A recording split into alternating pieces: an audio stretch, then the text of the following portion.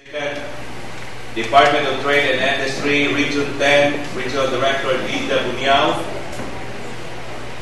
and Director Roderick Ibanez of the National Housing Authority. We would like to start with our press briefing with some good news.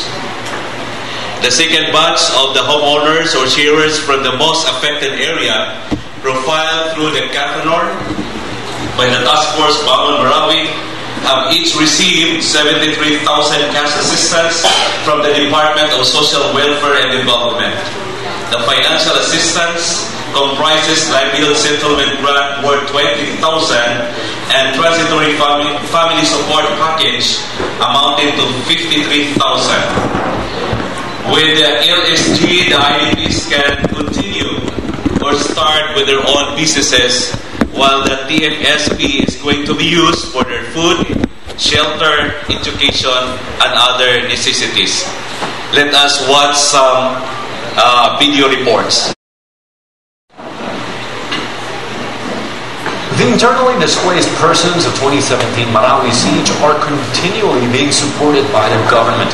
In fact, cash assistance and other basic commodities were distributed by the DSWD, as we hear from PIA's Christine Lynn Villahante.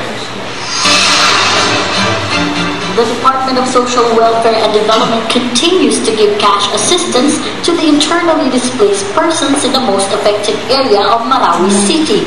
This is the second batch of the displaced families who received the 73,000 cash assistance, comprising 53,000 transitory family support package and 20,000 livelihood settlement grant. DSWD also gave one sack of 30 kilogram Taiwanese rice.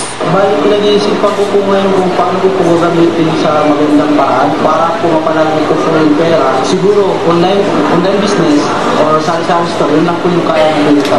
Yung mga kapwa natin IDPs, mag-tiis lang kayo at magtiwala kayo sa ating gobyerno. Hindi tayo pinababayaan. Ang paniniwala ko sooner or later makakamtan din natin ang mga hinangitin natin sa ating gobyerno, lalo natin si Presidente Rodrigo Duterte.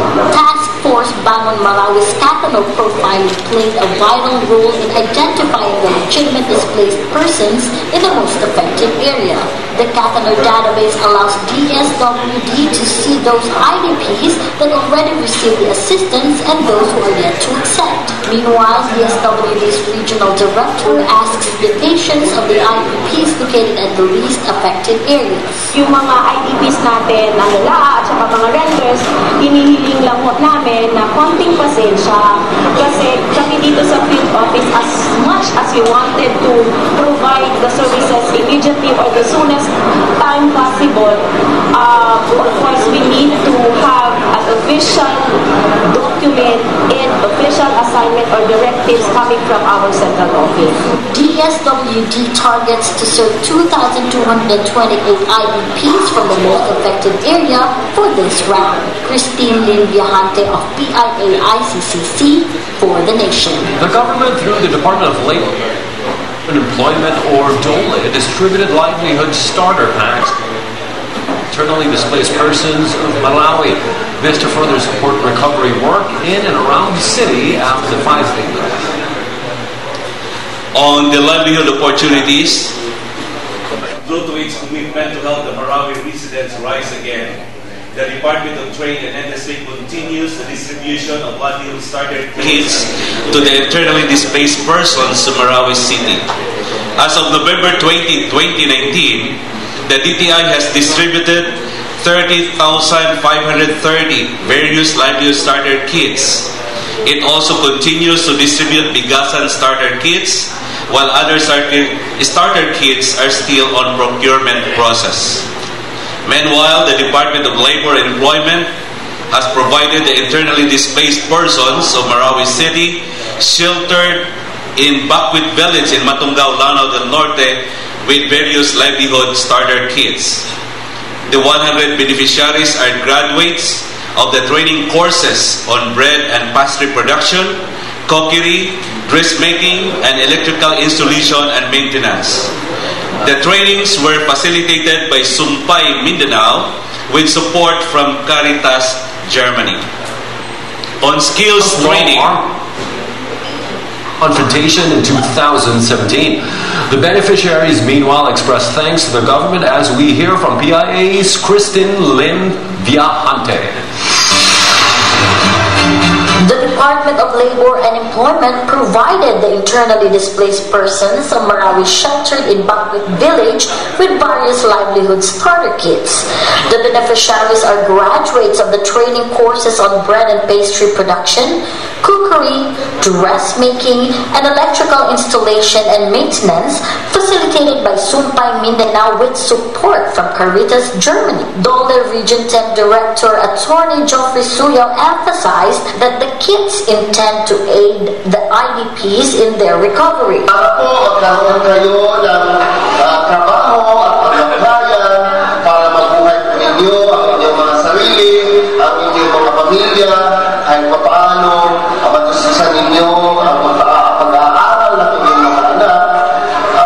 Pinasok po ng Department of Labor, isa sa mga pinaka-importante programa itong tinatawag na livelihood program. Meanwhile, Task Force Bangon Marawi Field Office Manager, Assistant Secretary Felix Castro Jr. also said that TFBM will continue to provide assistance to them. Tuloy-tuloy ang pagbibigay namin ng tulong sa inyo. Lagi natin iisipin na tayo ang nagbabago sa Marawi sa pagtutulong natin. Lagi natin pagtutulong-tulungan yan. Lagi natin iaakot ng Marawi.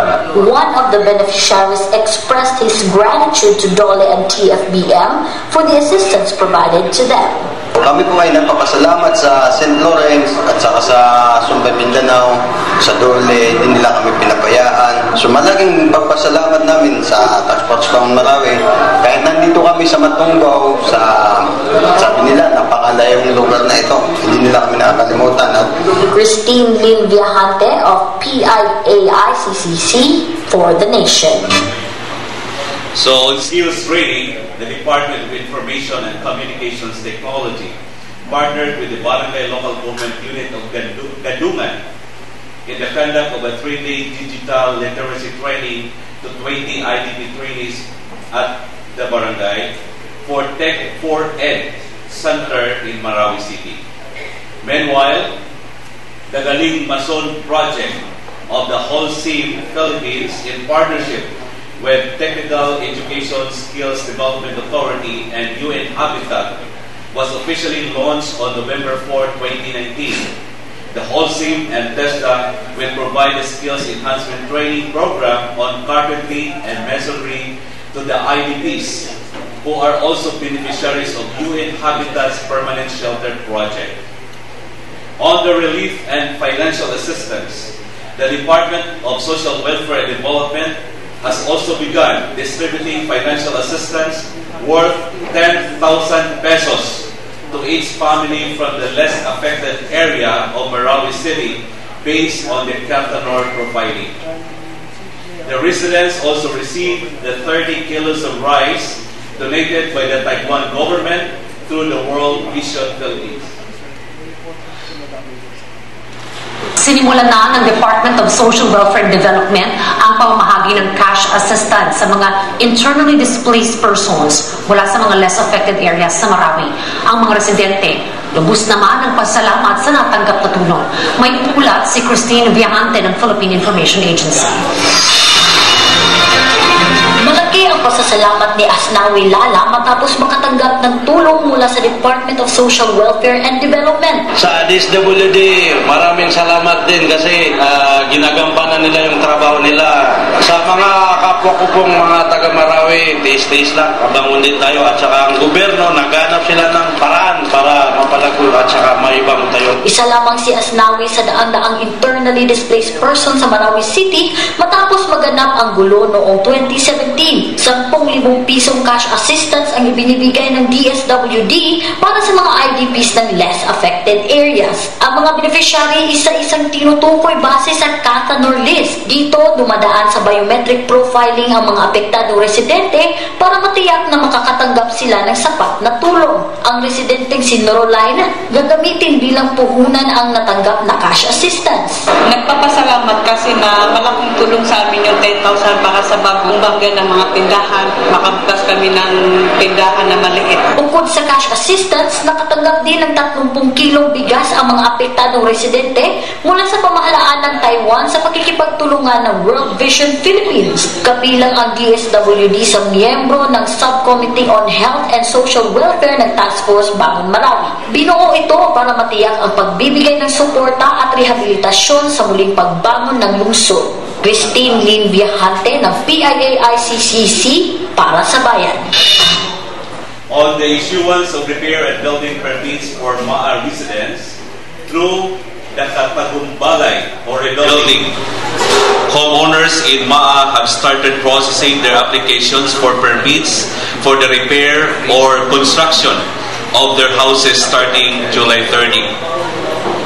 A one-stop shop is being established at the Marawi City Hall for the processing of the applications with the Office of the Building Official from Tuesday through Friday at 9 a.m. to 3 p.m. Katagumbalay continues to cater to homeowners from the most affected area. Another set of the most affected area homeowner residents have been awarded by the National Housing Authority with free architectural and engineering designs, which are part of the requirements for Katagumbalay. On the campaign against violent extremism, apart from maintaining the peace and order in Marawi City and nearby municipalities, the Armed Forces of the Philippines and the Philippine National Police continue to conduct campaign against violent extremism. On November 16, 2019, the 12th Civil Military Operations Battalion gathered the residents of Barangay Dulay West, Marawi City, in support of the campaign. On health services, the Department of Health, through its Satellite Operations Center in Marawi, continues to provide health services to the internally displaced persons in transitional shelters in Marawi City, as well as in Bakwit Village in Matungao, Lanao del Norte. The Department of Health also promotes breastfeeding and solid waste management. And let us now finally watch a video presenting or featuring the updates of the clearing operations at the most affected area.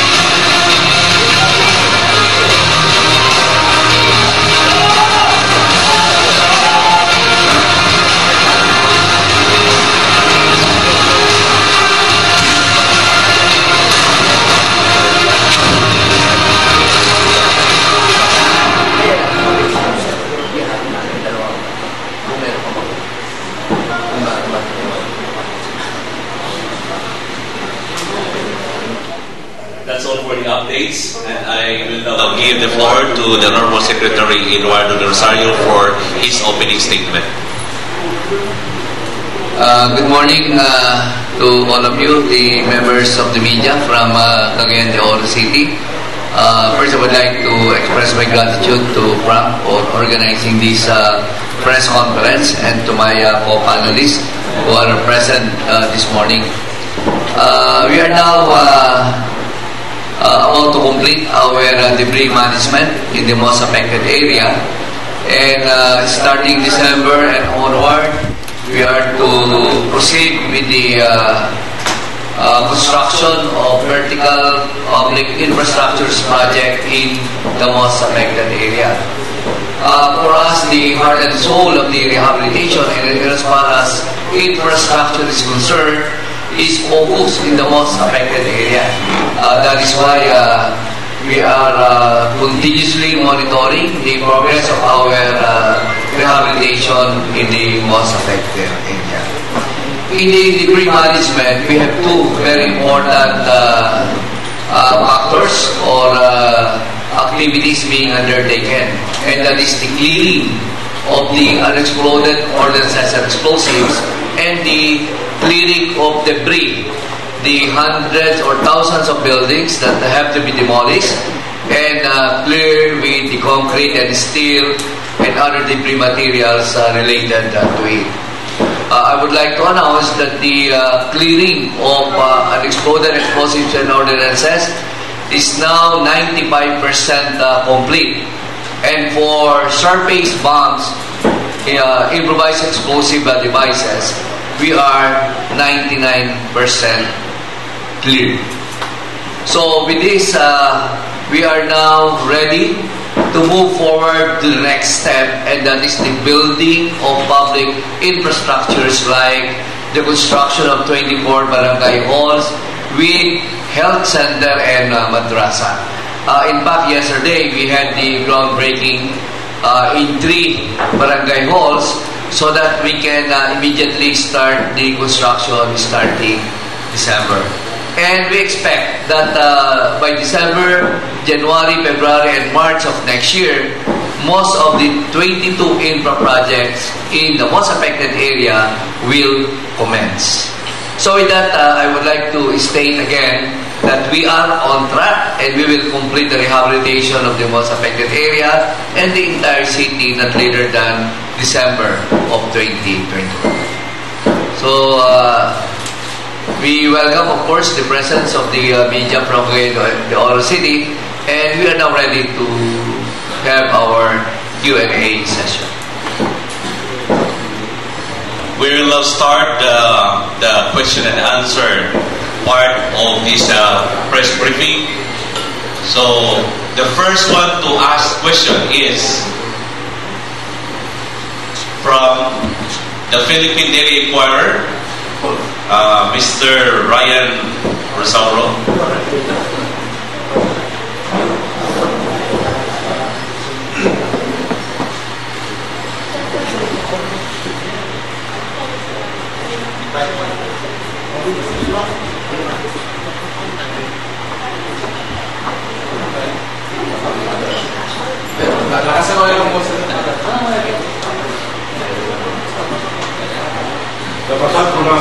Good morning po. Tanong ko, dalawang tanong para sa collective for Colonel Marco kay Secretary Rosario.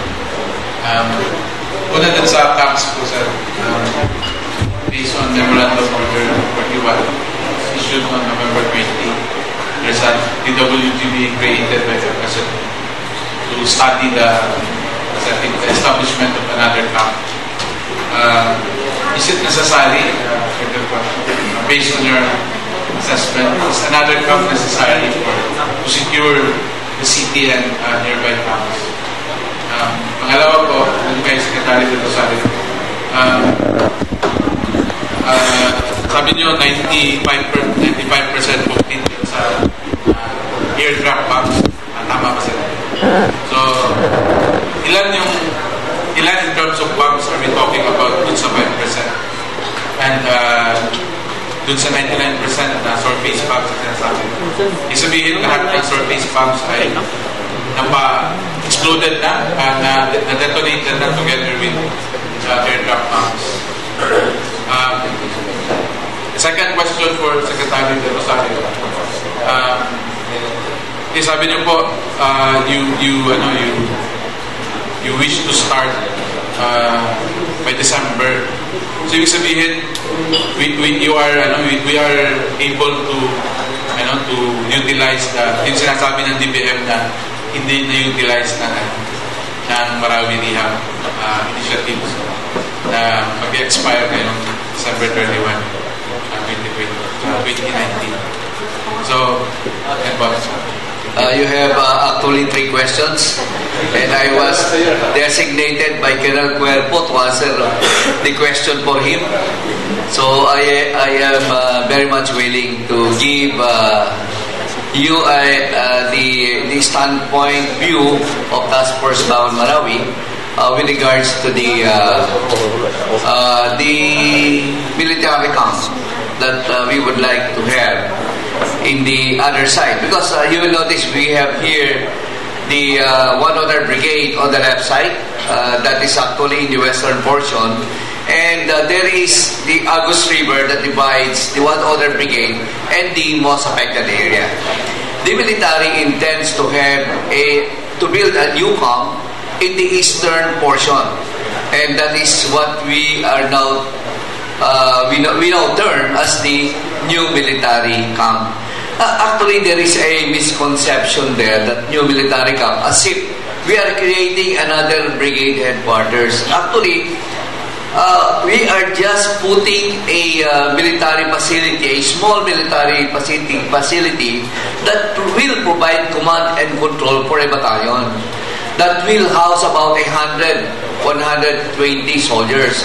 Because the companies under that battalion will be deployed in the surrounding areas so that we can prevent the intrusion of the ISIS or lawless elements into the most affected area. So we will now have 2 camps, but actually that camp is just a satellite camp of the main camp, which is the brigade headquarters of Colonel Cuerpo. Tao rin niya yun, yung pupunta doon. Maglalagay lang ng unit so that we can provide adequate physical security to ensure that the siege will not happen again. So, I think nagkakaroon ng misconception, especially the residents. At sabi nila, nadidinig ko, na baka daw yung presence of sundalo, magkaroon ng mga abuses, magsimula daw yung mga beer houses. How could that happen when the brigade, which is the highest military unit, will be there to supervise that satellite lower unit? Hindi naman tayo nagpapalaki. Sarili pa rin niyang tao, doon lang niya ilalagay para merong physical presence. Para yung masugpunan natin yung entry ng mga lawless elements from the ISIS, as well as stop the selling and trading of drugs in the central business district, which is the most affected area. Now, nevertheless, since the President had spoken already, creating the technical working group, so this working group will be headed by the Department of National Defense to study, to really determine the need for that satellite camp to be put up because of the clamor of some residents who feel that it is unnecessary. And that is on the perspective of some residents. But on the perspective of security, I can say that satellite unit is really needed. But I do not like to prejudge the outcome of this technical working group study. We will yield to the decision of the Department of National Defense as the chair of that committee and the recommendation of the Armed Forces of the Philippines. Anyway, the Task Force Bangon Marawi is an ad hoc organization. We just provide leadership in the rehabilitation, but in as far as security situation is concerned, the lead will always be DND and the Armed Forces of the Philippines. So did I satisfy the issue on the satellite camp? Yung nalakihan na lang sir, step 100 hectares. Oh no, that is just 10 hectares. That is just a small unit that can provide command and control. Yun ang misconception, I think. Baka medyo nagkulang tayo ng dissemination aspect. And I think through this press con, we can clarify that is just a satellite unit that is much smaller and under the brigade of one owner. 1/4 the size. And then it will spread all around. Ang kailangan lang natin, sabi kasi nila 1 to 2 kilometers away lang from the brigade headquarters. That is true. Now, bakit ito kailangan pa? And then we will ask again, bakit nagkaroon ng siege? Bakit hundreds of mautes were in the most affected area before the siege? How come nobody reported? How come it happened? How come drugs proliferated in the most affected area? So to put a stop to this lawlessness, to put a stop to the entry of the ISIS and stop the drug trade in Marawi City na baka magkaroon ng resurgence, we feel that there is a need to put up that satellite cam and other security forces. Of course, the BNP, the Maritime, and the Coast Guard will be placed also, but small units only, to provide physical security presence. Okay, Froilan Gallardo of Midland News. May follow-up question? Okay, second question from, ano nga yung second question? Yung 5% na sinasabi mo geograph, how many are... Okay, we are declaring 95% cleared of funds and 99% cleared of surface explosive, improvised explosive devices. With regards to the 95%, we have recovered actually about 60 to 65%. Now, with the total number of bombs delivered, there are two things that may happen. Number one, it will explode. So there is no problem with that. But the second aspect is that it may explode, but it will have a low yield detonation o low detonation. Ibig sabihin, pag nagpaputok tayo ng labigdador, hindi ba merong malakas pero sumabog? Meron din yung sumabog pero tawag sa Tagalog niya supot, malala pero sumabog din. We could not determine that. And a number of bombs that we have recovered, ganon ang situation. Nag-low detonation, sumabog pero andun pa rin yung mga fragments. Hindi madidinig ito ng forward observer na andun sa lugar, kaya sila nag-report na hindi sumabog. So, we scanned the whole area using a ground-penetrating radar.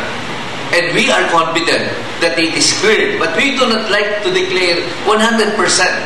So, we will peg it at 95% so that the presence of the contractor to clear the whole area will continue even after the debris management.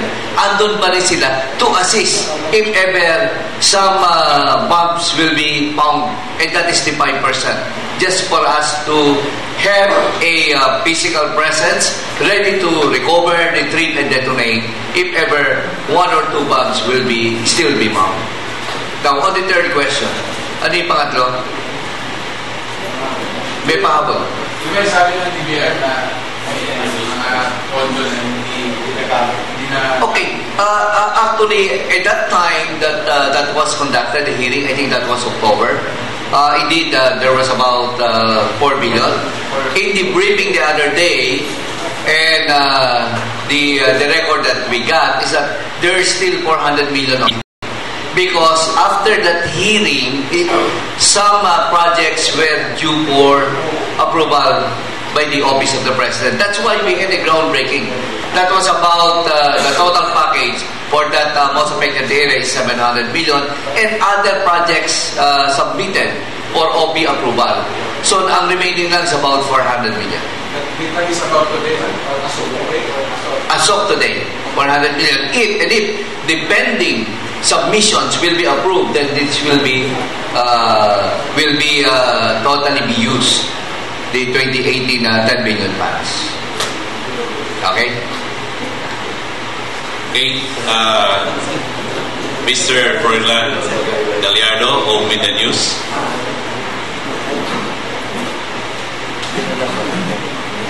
Fresh from Malaysia. Malaysian Brunayuki. Good morning, sir. Froilan Gallardo of Media News. Sir, yung military craft, 10 hectares, included ba doon sa yung church, yung properties ng UCCP or something? Dansalan College properties. They were claiming that included 4 hectares. Actually, it's the old City Hall. But yun nga, meron silang farm doon sa baba.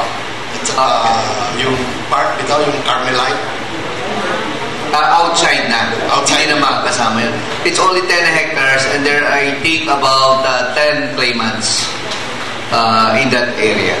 So hindi already kasama kasi they were looking forward for actually, kung talagang kailangan palitin, we can live in 8 hectares para lang magkaroon tayo ng facility doon that can provide command and control to all the members of that battalion, which is about 400 to 500 personnel. So in effect, dalawang camps, in effect, Marawi City will be under the army security, right? Actually, the brigade has been there.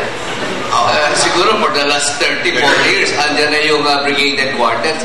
Maglalagay lang siya ng kanyang anak na ilalagay doon. Yeah. Andyan naman niya sa paligid. Pero ang question is, what happened to the PNP? Meron silang PNP local? Yes, meron pa din sa urban area. Doon mismo sa Central Business District. They will be there. And the PNP and the Army will work together. Kasi ang problema din sa Marawi Police, alam naman natin, puno lang sila sa bodyguard ng politiko. I don't like to comment on that. Sir, ngayon, sir, and it was originally designed for 20 hectares. So, nag-giving na ang army, so it will be 10 hectares only. Baka kasama sila sa yun lang, 10 hectares, maliit lang yun para a battalion headquarters. Actually, the doctrinal size of a battalion headquarters is about 15 hectares. But 10 hectares will do. Okay. Sir, sabi, clarification, 95% sa unexplored yung OXO. So, how you gave the number before sa Marawi, how many ngayon ang naiwan? Yun ang sabi natin, 95% cleared. So, and 99% cleared naman yung mga surface explosives. So, yung mga 40 millimeter ammo, cleared na yun, 99%. Kasi sinuyod yan ng ating contractor from top to bottom yung mga buildings. So, kaya we're confident 99%. Yung underground, it's 95% cleared. Pero kung susundin natin ang ground penetrating radar, we can say it's 99. But we would like to lower the expectation so that we can still have presence. Andun pa rin yung ating contractor to ensure that if ever there will be some signs, visual signs of entry in some areas or some lots that was missed by the ground penetrating radar, we are ready to recover and to respond, recover, and detonate. So, last question. Sir, right now, sabi mo, you're ready to ng barangay. Now, ilan ba talaga ang residents that will natatapos na yung Katanor? So, ilan ba ang residents who are qualified to construct inside the MAA? Actually, there are 17,000 families, more than 17,000 families living in the most affected area. So, 17,000? 17,000. Will they be given financing to, or will they, what okay. kind of... Okay, there is a pending compensation bill filed by some congressmen and senators in Congress. And once this compensation bill is approved, then we will provide compensation that the amount will be set in that bill if approved by the President, so that all those homeowners, building establishment and houses who owned those houses previously can be compensated for the destruction of their facilities. Construction of their facilities. Yes. So meaning, clear na yung land issues, ownership? It's ongoing. There are numerous claimants in one lot, numerous claimants in one building. Overlapping lots? Of course, there are overlapping. If we discovered that in a given title, if this title is written on the title and we plant it on the ground, merong ibang nakalagay kasi yung kanyang tiniran ay sa tabi. So pumatong siya sa ibang title. So we will fix this so that the consideration now is the actual occupation in that specific land. So whatever is the coordinate, we will reissue a title that would reflect the right coordinates. On paper and on the ground will be compatible, will be the same. Last, sir, kasi if 17,000 will be given the finance. No, only the house and building owners. House and building. And there are only about 6,100 structures in the most affected area. In one building, if there are 4 floors, there will be 4 to 10 owners of that building. Because per floor, there is one family, in the second floor, another family, in the third and fourth, and so forth. 6,000. And per floor, it might be subdivided into 2 to 3 families. Compounds. So that's why we have 17,000 families recorded, but only 6,100 structures. When will this start, sir? Start yung bigyan yung mga... Once the compensation bill is approved and becomes a Republic Act. Kasi I don't want to raise, pero grabe rin ang resentment. Di ba, alam mo naman yung resentment. It might be that Marawi will be a powder keg na naman. So, what can you do to appease this anger? I think there is again a misconception that because of what happened in Marawi, it will again become a powder keg. There are some political analysts from Manila, but if you will go to Marawi, it's not encouraging the population or the residents to join the ISIS, because joining the ISIS is a different level. And per report by the Armed Forces of the Philippines, the number of ISIS is getting lower and lower. We are now from the hundreds before. We can now say it's about 20 to 25 in number. So lumiliit, hindi dumadami. Maybe meron lang nag-i-instigate at nagko-conclude, putting words into our mouths, that because of what happened, it will encourage more to become terrorists. I think that is a misconception. And for well-meaning residents of Marawi, they can feel a government presence. And the efforts of Task Force Bangon Marawi are being appreciated by some people, or even more people. But those who were subjected to agitation, black propaganda by interest groups are the ones saying in the social media and in the newspaper that this kind of thing is happening. But there is no proof to that. There is no proof to that. If you will talk to the different sectors, clans, the ulamas, imams, the academic, they will say otherwise.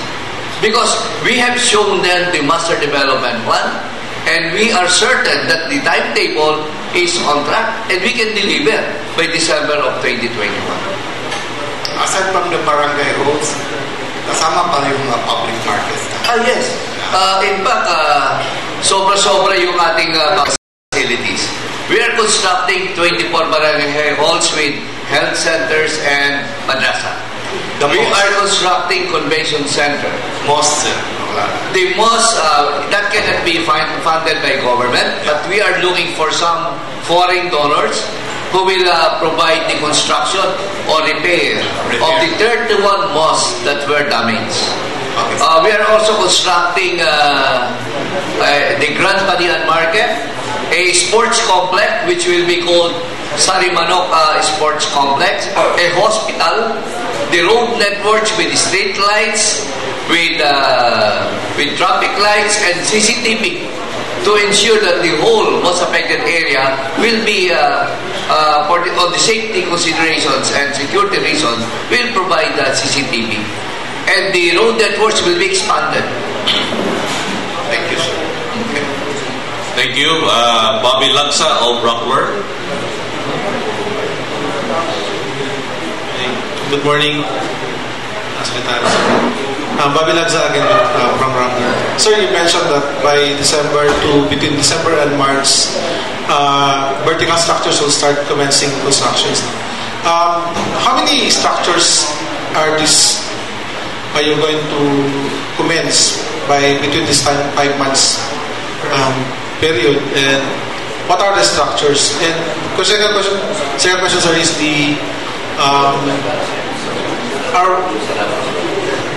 are the government resources on hand for the reconstruction of Marawi?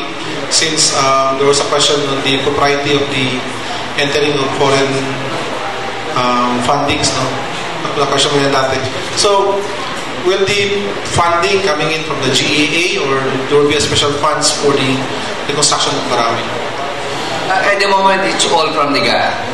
Wala tayong foreign funding. For the specifics of infrastructures, Director Eric Ibanez can supply that. Hello. Magandang umaga po sa inyo lahat.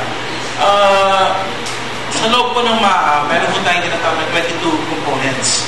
Actually, yung dalawa tapos na, it's the master plan and the debris management. And when you're talking about vertical developments, ito po, yung hinati po natin yan into 3 priorities.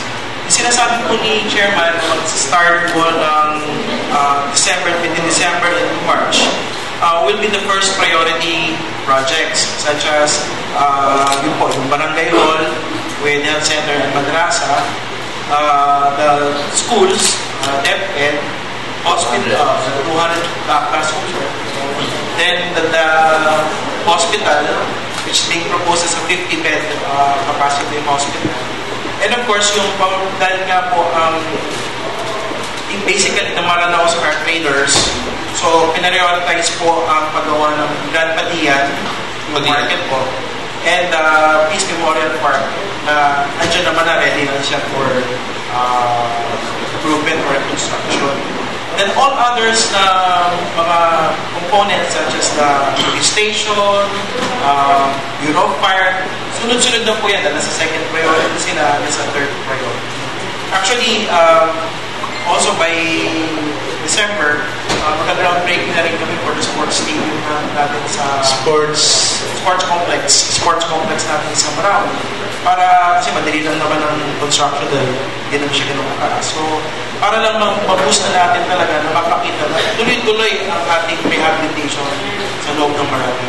And to add lang po sa sagot kanina ni Sir, even without the compensation bill, mula nung nagsimula po yung Katagong-Balay activity natin, there's already 1,000 plus structure owners inside the most affected area na nag-apply for building permits. So, meaning, even without the compensation bill, the structure owners inside the most affected area is ready to rebuild on their own. Ngayon, ang naging assistance ng National Housing Authority po doon is we provided free architectural and engineering plans sa amin. Kasi part and parcel po kasi ng pagkuha ng building permit, and malaking part at malaking gastos sa pagkuha ng building permit is the preparation of the architectural and engineering plans signed and sealed by architects and engineers.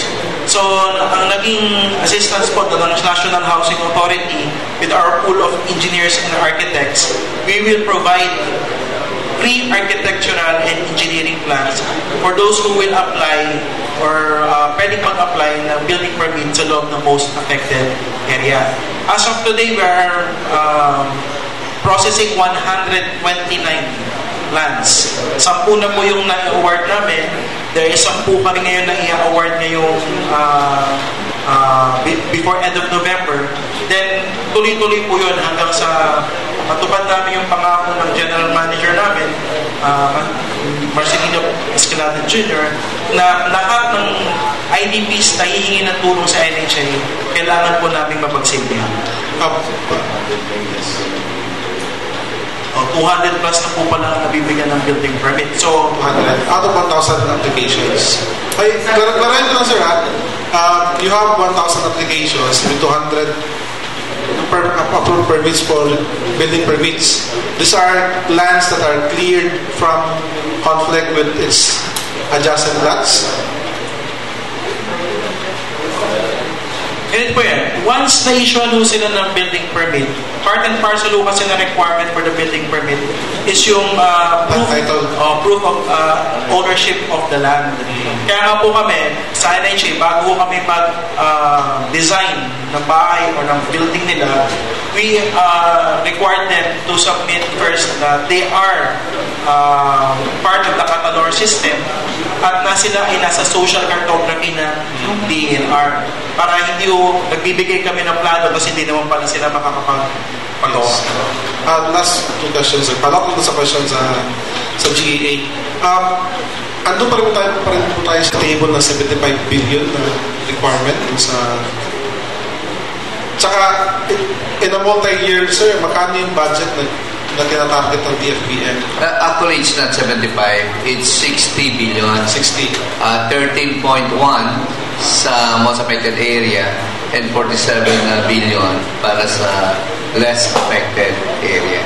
And then yung infra dito, mostly sa most affected area. Yung sa less affected area, dito na lahat yung social services na ginagawa natin. Non-structured. Yes. Non-structured. Combination yung sa less affected area. So, mas malaki yung ating input for the social services. Kasi in the meantime that the rehabilitation is ongoing, we have to provide continuous assistance instead in the delivery of food, basic services, pagbibigay natin lang, just like yung na-mention kanina, yung 73,000 each resident of most affected area being provided with livelihood and transitional package. And all the families outside the most affected area will be given now 10,000. Now we are requesting additional funding so that it will be 20,000 for residents of the less affected area. Yeah, one last question, sir. Doon sa structure, no? You have a hospital, sports complex. Wala po ito dati sa MAA. Where would you get the land? Wala tayong problema because there is a reclamation area na 10 hectares. So 95% of the structures will be built here. Saan yung in front of the Lake Lanao. Lake Lanao. So magdala po kayo doon ng re-reclaim ba? Reclaim na yun. Reclaim na yun. There is no reclamation.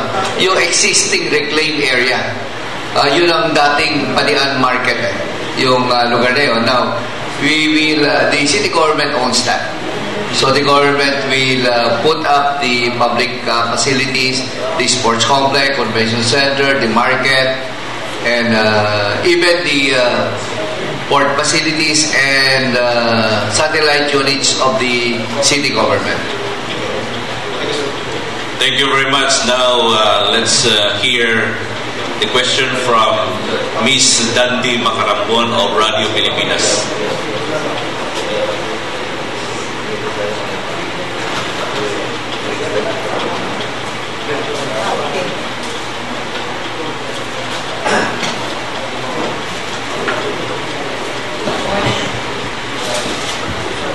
Good morning po sa lahat. Sir, doon po sa mga urban barangays natin sa MAA, meron po bang mabubura na barangay doon, like the Raya Madaya? Kasi parang maayon, sir. Ngayon nga, nung pagpunta po namin doon, parang halos hindi namin ma-trace na yung Raya Madaya, Bilud Madaya, tsaka yung doon sa Bangkulo. No? Ano pong mangyayari? May ano po balitang DILG with TFPM? May mabubura? May mawawala po ba na barangay sa MAA? Definitely, wala pong mabubura. Ang masabi natin, definitely gaganda. Ang mga barangays, unang-una, magkakaroon sila ng barangay hall. Before, walang barangay hall. Kung sino barangay captain, yung bahay niya, ang barangay hall.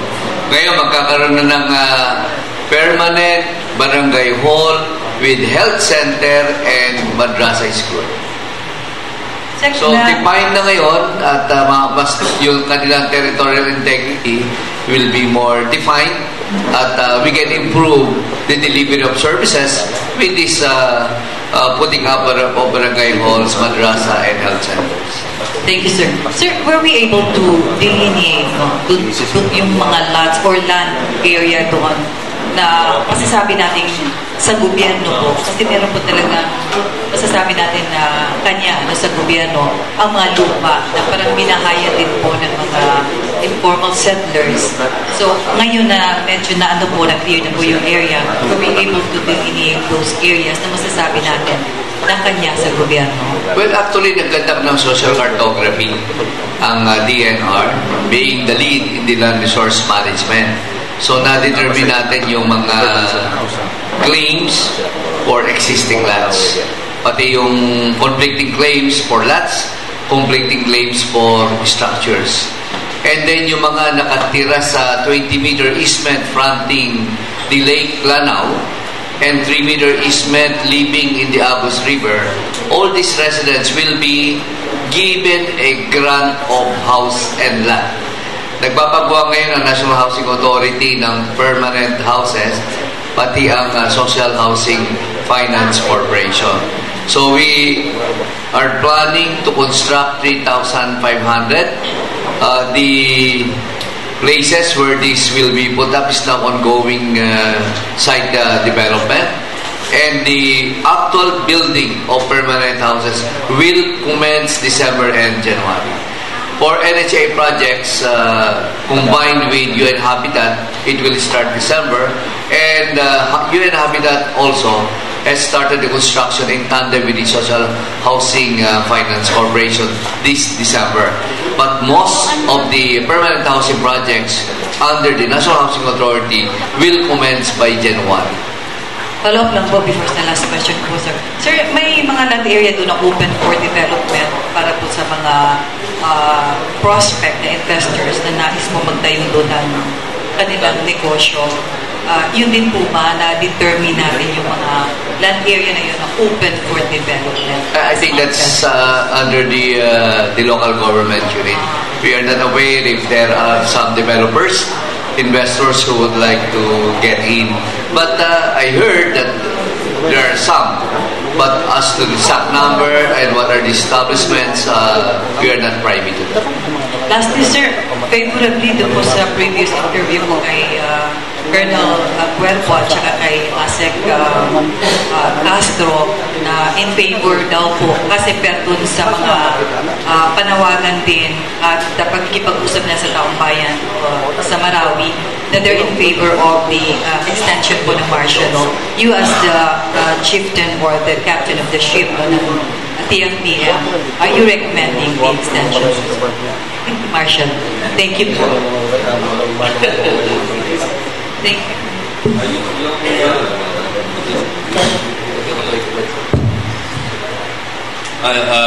During several occasions, the governor himself announced that they are in favor of extending martial law for Lanao del Sur, and Mayor also announced that they are in favor of extending. Kami naman, kung ano yung makakatulong sa Marawi, of course, it will be favorable to us. We will be more secure at magkakaroon ng hampered rehabilitation ng Marawi kung extend. Dadagdagan ko na lang yung martial law kasi it's not our decision hindi ang Task Force Bangon Marawi, it's not the local government unit, but the appreciation of the Department of National Defense and the Department of Interior and local government. Now, if martial law will not be extended based on their assessment, just be assured, the residents of Marawi must be assured that we will provide the same security assistance. And in fact, I was talking with Colonel Guelpo earlier that I told him we have to enhance further the conduct of checkpoint operations so that we can prevent the entry of lawless elements into Marawi City. And the brigade under Colonel Guelpo is ready to undertake and scale up. Junel Ukat o Bumburanio. Mayong buntag. To Colonel Gulpo, sir. Sir, maybe privy po kayo as to update po sa mga present cases sa mga nasampahan po ng ASO o deklarasyon ng martial law, yung mga tao na sa likod po ng siege sa 2017, sir. Hindi ako updated doon ito. It's already part of yung legal team ng committee ng high headquarters. I am not privy to na yung development of cases na nila. Okay. Sir, as to number of alleged remnant mo ng ISIS dyan, so basically, sir, hindi pa natin dyan manipol within this year or sa susunod mo ito? Manipol? Yes, sir. We're doing all we can ma-prevent na natin itong presence itong mga ISIS-inspired groups. No? In fact, last week, ito yung second phase ng aming operations. Nakita natin yung kampo nila. No? Because on the first part of the operations, we were able to recover the ID of the late Sergeant Polines no, sa grupo. And it's an evidence that would show na yung bumira kay Sergeant Polines could be part of that group, and we were running after them until 4 days ago, 5 days ago, nakita namin yung kampo, and medyo mataas and a very strategic position that I have to ask for airstrikes and yung howitzer fires no, para makuha namin yung kampo, and we were able to recover around 14 makeshift tents doon at ang mga gamit nila, including a hand grenade that was left. Yes, last night we let the troops return to the headquarters muna to refurbish, and then we'll go again sa kanila. May days coming na makita namin ulit yung traces nila. Okay, lastly po, salamat sir, to Sir Secretary De Rosario, sir. May mahabol na tanong dito yung mga taga Marawi mismo. Ano raw ang mangyari sa mga tao doon sa nakabase sa less affected area sa Marawi, na sa task force covered by ito ng programa, sir? Ano yung gawa ng ating task force doon sa mga taong naninirahan sa less affected area? In what aspect? Ang tanong na, anong magagawa in what aspect? Lalo na yung hindi raw naka-biometric. Alam mo, actually, itong biometrics should not have been an issue dahil we conducted the biometrics for almost 1 year. And they did not heed our advice to subject themselves to biometrics. We waited for 1 year. The World Food Program spent 15 million to finance the biometrics of all residents, and yet they only had that interest of being subjected to biometrics when they heard that assistance were already being given in amount of 73,000 and 20,000 for the less affected areas. So, Ang nangyayari kasi ngayon, we are now being pressured to conduct the biometrics, but we had extended it a number of times to accommodate them.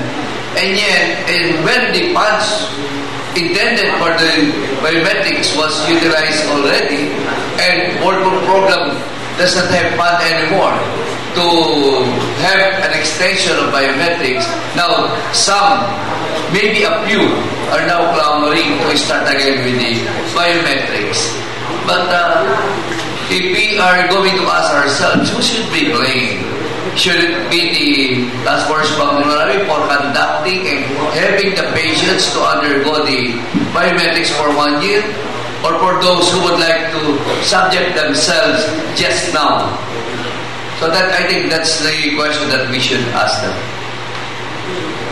Thank you. Oriel King of Mindanao, Gold Star.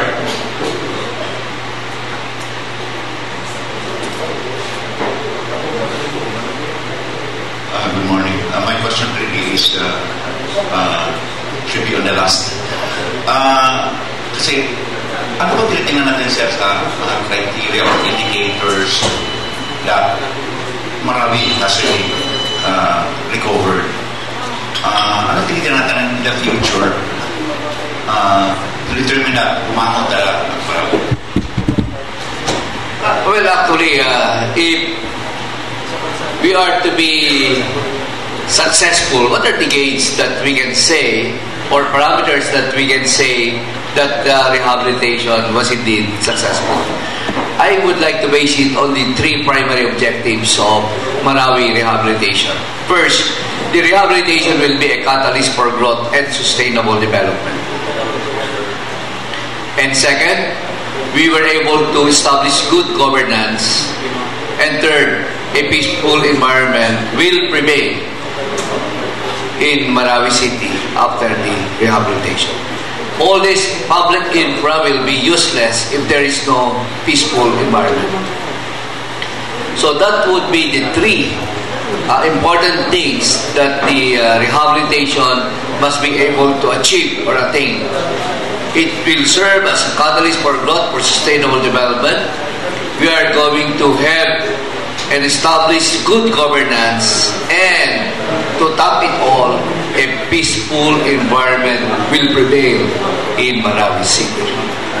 So at the end of the day, if these three are met, then we can say that we were successful in the conduct of the rehabilitation. Who will determine this? Will the people of Marawi be involved, or it's the national government determining? Well, the indicators will be very physical, because you will know that the catalyst for growth and sustainable would be public infrastructures. If that is met, we were able to meet all the as contained in the Master Development Plan. All our designs are met, and we are done with it. Then good governance will come in to ensure that the leadership, the local government unit, and all the stakeholders in Marawi City will do something in support of good governance. And as a result of that, the ISIS cannot recover again. The trade on drugs will be put to a stop, and there will be no criminalities anymore. Then this will spur local tourism. Yung tourism in Marawi is very important indicator. If the local tourists as well as foreign tourists will go there immediately after the rehabilitation, from basically zero, let's say to 50% upgrade in the first few years, then we can say we were successful. Because there is a stigma on the mind of the public, especially those living in Luzon and Visayas, that Marawi is a place where they could not go because of peace and order situation. But if after the rehabilitation we can showcase to the whole country and the world that Marawi is the most peaceful in Mindanao, then it will attract tourism. Because Marawi is a very beautiful city. Nakapanghihinayang nga, kung ang napakagandang lugar, a weather between Baguio City and Tagaytay, at sa kalagitnaan siya. When I landed the other day in Cagayan de Oro, the temperature was 30 degrees centigrade. But when I arrived on the same day in Marawi City, ang lamig, ang sarap ng weather. Ang walang pollution, very clear ang environment. Ang ganda ng Marawi City. All green. All green. Even during summer. If we can preserve this and preserve the beauty of Lanao Lake, I think it will be a prime tourist attraction in Mindanao. And if local and foreign tourists will go there, say 2023, 2024, 2025, then we can say that is the best parameter that we can have. It's utopian. Do you have a time frame for that, sir? Can this really be achieved within? No, we are talking about the interventions that we will undertake. The infrastructures, good governance, the peaceful environment will be the test if we were successful. Thank you. Thank you very much. Michael Bustamante, I think you have a question to the Department of Trade and Industry.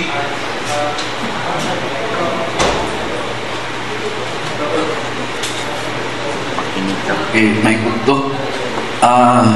Una na sana ko pangapana about sa 103rd Infantry Brigade, no? Colonel Guelpo, the second. Sir, kung mahuman na gini, no, ang pagtukod kung nanagyoy mga balay, okay na ang Marawi City, na iskutan ba ang business sector, mga negosyante na musulod sa Marawi, then siguro kaya ang trabaho. Kung naani sila nga plano musulod ang mga negosyante sa Marawi, siyempre atong may iskutan ang peace and order. So kana sir, no, nanaman na plano sa Marawi City.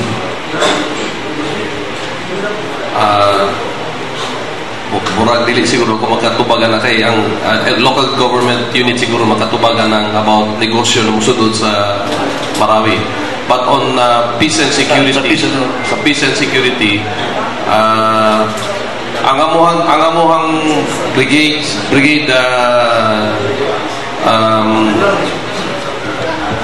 objective is to make Lanao Sur, in particular, Lanao Sur, the province, a safe province for commerce and for the people of Lanao del Sur. No? Sa pagkakaroon, comparing it before the war, kung istoryahon nimo ang mga residente dito, they prefer the life now than their life before. Even the business people there, no? Kay matud pa nila karon mga panahon na makalakaw sila sa dalan sa Marawi City without thinking who's in their back, or without thinking na basic along the way na imong hilabot sila, ha? Unlike before. So dako na gyud kayo kausap, and this came true because ang amuhang pagtinabangay sa Philippine National Police Force is very strong. Ang amuhang presence sa Marawi City is we've partnered together with the City Police Office with the military troops to conduct regular patrols, motorcycle patrols in Marawi City and in the places where there is high number or density of people, high density of businesses, and high density of yung mga petty crimes, no? But comparing it before martial law, before atong Marawi siege, dako yung kay kausapan according to records po, no, sa Philippine National Police on crime rates and even yung paminaw ng mga katauhan sa Marawi City. Nanabay ni dool sa inyo ni hangyo or nag-consult kung sila mo tukod o mga negosyo sa Marawi, labi na usap mo hangyo sila kung okay ba ato kapisan order sa pagkaroon ni dool sa inyo? siguro on personal relations, no, yung mga amigo nato nga mga business people, maranaos or non-maranaos, manguta na sila sa tuwa ug is it already a good time for them to do some business na sa Marawi City. And ako naman, I'm positive with the peace and order sa Marawi City. If you look at the commerce karon sa Marawi City, grabe ha, daghan na karon mga tindahan. Even outside of yung nasa dalan na pamaligya, daghan na pamaligya. Okay, lastly, sa DTI Director, unsa pa yung role nato sa DTI sa atong mga biktima nato sa Marawi, no, atong gubat? Unsay nag-ulagin ng mga project na inyong giabag sa ila? O say karon latest nato po dayon nga tabang sa pagkakaroon. Daghang salamat sa pangutana.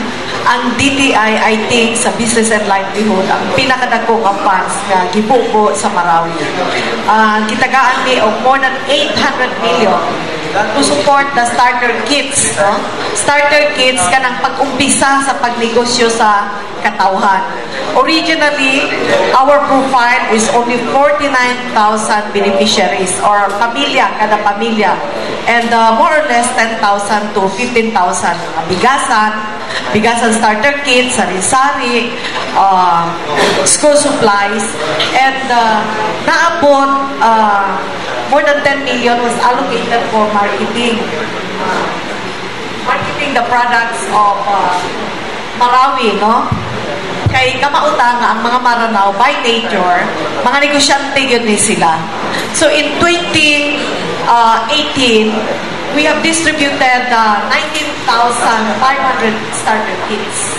For this year, we have distributed 10,500 plus. No? For our target, we are now 64.5% ang among distribution. Nalangan lang ni siya because there were procurement nga nagbalik-balik walay bidder or failure of bidding. And right now, tanan nakabid na, some documents were not yet open. So ang among hinabang parihara sa since we started in 2017 kay maumay nakabutang livelihood starter kits. And daghan na kaayo minahatag ng mga makina. For example, 10,000 na sewing machine, kompleto na siya, apil na makina, mga tela, mga tape measure, kompleto yun na makastart siya og negosyo. O nakita na namo na ang uban, naka-online ang ilang mga negosyo. So, ang nag-order up to Manila. So, ang bigasan Moraga, last year we have 500 starter kits. But now, we have 10,000 starter kits sa bigasan. Ang karon on the process is 11,000 for sari-sari, nga lahi na po ang unod. Dili pareha sa una, but on the procurement procurement process, naanay notice of award. And the last na under negotiation is katubitong e-loading services. That's 3,600 nga cellphone lang magpa-load ka, and that's also a business. So, nangutan na kaganiha kay sir, kung naabay na sulod ng mga negosyante, di ka mabalaka sa Marawi. Because by nature, the Maranaos are business people. Ang bidder namo siguro almost 300 million nga mga starter kit is a Maranao, is a member of the Marawi business community. So siya'y nakadaog. Nag-apply siya sa bidding with all the requirements, and siya po ang among supplier. So asa ka makakita nga wala gani nakabid, kapila nag-failure of bidding sa Manila o sa Iligan, pero taga Marawi is a bidder. Marawi, sama sa giingon, grabe ang development karon sa business, dili lang inside Marawi City, up to Pantar sa Giaran ka ng mga munisipyo na Bulahan. And I traveled last Friday from Cotabato, in the middle of the night, up to 10 o'clock po naabot. Up to Ganasi, ang mga nanguli sa ilang mga munisipyo are Maranao business people from MAA, tanan dito sa dalan nga before, puro dulong ang dalan, walay negosyante, karon business is alive in Marawi and Lanao del Sur. Thank you very much. We have two more who would like to ask questions. Let's call on Michael Pada of Archipelago Sun.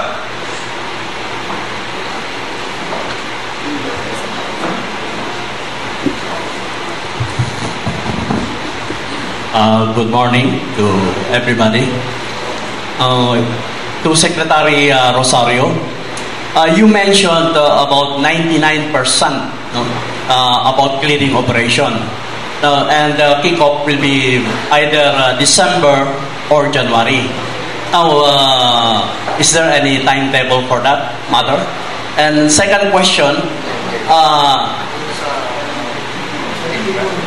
is it possible, my second question is it possible there will be a stretching of budget? Because this kind of project, we cannot shun on downright criticism about anomalies. And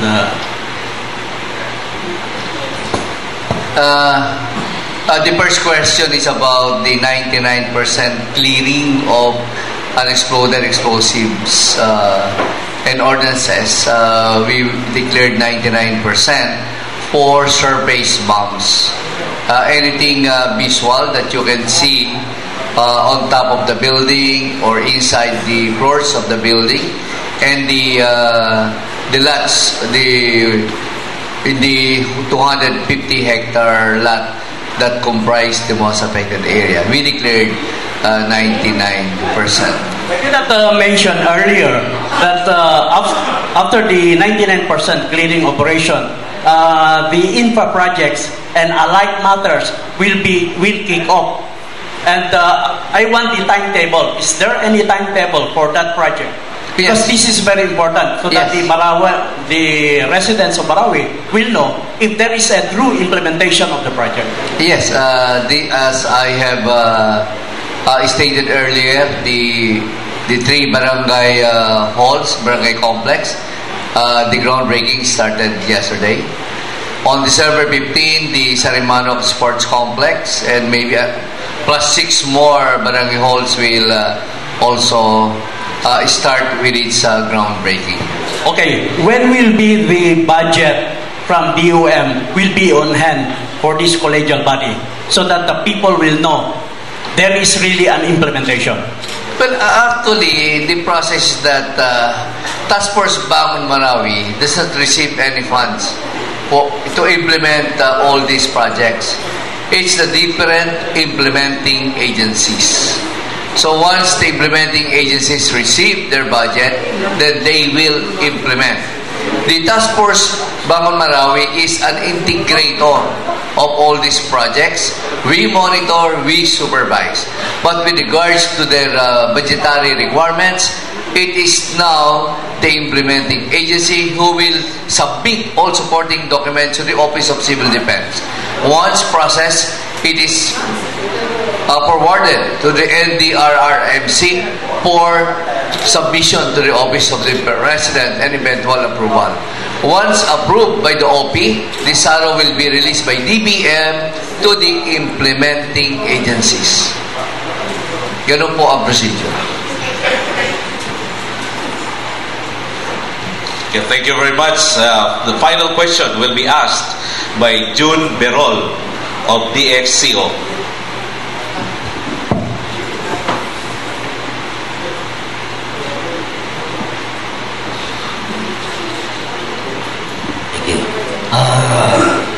Good morning. My question addressed to our very own Secretary Eduardo Rosario, sir. Sir, alam mo, magto 2 years na, mag-aakyat na ng 3 years. Bakit until now, wala paging rehabilitation affected by the Marawi Seats? Now, why the government agencies could not provide a clear accounting to rebuild a rehabilitation for Marawi Seats? What happened to Department of Budget and Management? Sir, thank you. That is the common understanding for those who do not know the complexity of undergoing rehabilitation of any area that was destroyed either by natural reason or by human-induced reason. In any disaster area, it takes about 6 months to 1 year to undertake the early intervention activities. Basically, humanitarian assistance to immediately address the requirement for food, clothing, and shelter. Yan ang standard doctrinal template anywhere in the world. In fact, I was informed by some UN experts when they saw the devastation in Marawi City. I was told that it will take 5 to 7 years to rehabilitate Marawi City. Now the question is, why after 2 years walang nangyayaring rehabilitation? Because yan ang perception ng walang in-depth understanding of the real situation. As we have been explaining ever since, in this kind of destruction, there is a primordial reason, and that is the presence of bombs that were cleared only October 31 of this year. A French company went to me last year, and I was told that they will clear the area of bombs and debris in 2 years. We did it in 1 year only. Because of the complexity of looking for bombs 5-10 meters underground. Napakahirap because we are covering 250 hectares. And these foreign experts, they said that they can do it in 2 to 3 years. We did it in 1 year only. Using our initiative, using the local technology present in our country. And we did it 50% less of the amount being proposed by that French company. So, makikita natin yung mga commentaries on the part of the IDPs, yes, babagal. Because kung tayo man lahat dito affected, gusto mo nga, the following day, bumalik ka na sa iyong lugar. But what will you see there? Walang tubig, walang kuryente, damaged buildings. May bomba na pwede pumutok anytime. At pag pumutok ang isang bomba, it extends 650 meters all around from the center of explosion. So it's not the number one consideration is safety. We could not sacrifice the lives of residents, the lives of the workers, the lives of government employees involved in the direct rehabilitation of Marawi, especially in the most affected area. But if you will look around outside, yung pinagawa nating housing development, temporary shelter, parang subdivision. Sa Yolanda, ano nakita natin? Wala kang makikitang gano'n.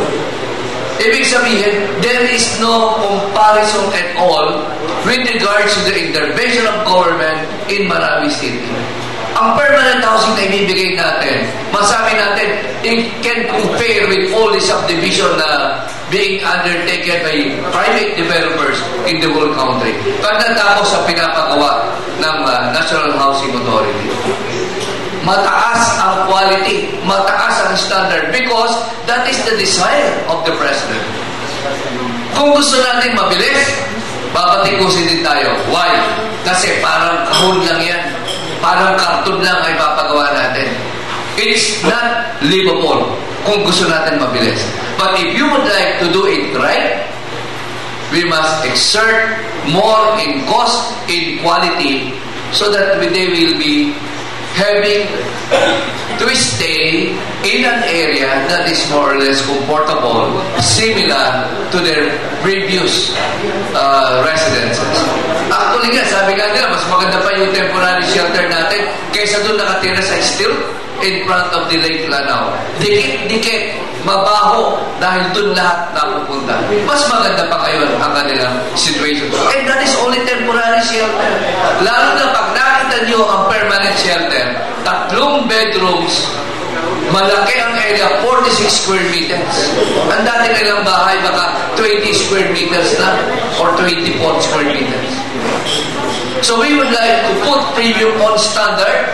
We would like to put premium on quality and comfort of the residents of Marawi once they are staying in permanent shelter as well as in the temporary shelter.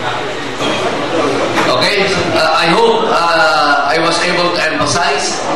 We have been receiving that same comments, especially from different groups, but I have been saying that we are doing it what is right and what is needed to put a permanence and ensure that at the end of the day, we bring back a better Marawi. Thank you very much, Secretary. Before we end, we would like again to remind everyone to follow our Facebook, Instagram, and Twitter pages via @Bangon Marawi PH for the latest updates on government rebuilding efforts for Marawi City. And we would like to express our heartfelt thanks to all of our media partners for coming to this press briefing, and also to our panelists, Secretary Eduardo Del Rosario, Colonel Jose Maria Cuervo II, Director Roderick Ibanez, Assistant Secretary Felix Castro Jr., and Director Linda Bunyao of the Department of Trade and Industry. We'll see you for another edition of the Bangon Marawi Press Briefing. Sama-sama natin ibangon ang mas mapayapa at mas maunlad na Marawi City. Maraming salamat at magandang hapon po sa inyong lahat.